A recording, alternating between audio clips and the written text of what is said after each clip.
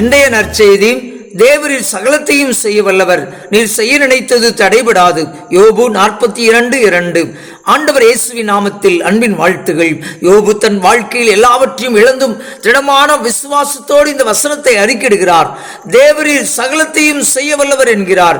யோபு தன் வாழ்வில் அனுபவித்த வேதனைகள் அவனை சுக்கு நூறாக உடைத்தன.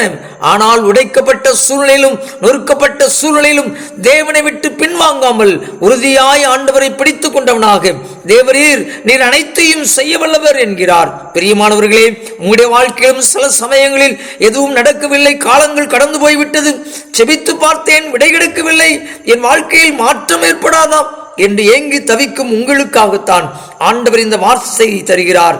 நான் செய்ய நினைத்தது தடைவிடாது என்கிறார்.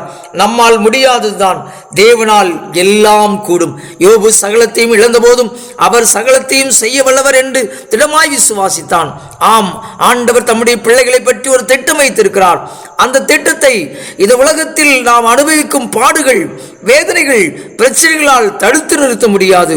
யோபு இறுதியில் இரண்டத்தனையான ஆசியை பெற்றது போல உங்களுடைய வாழ்க்கையிலும் ஆண்டவர் இன்றே ஆசீர்வதிப்பார், இரட்டிப்பான நன்மைகளை தருவார்.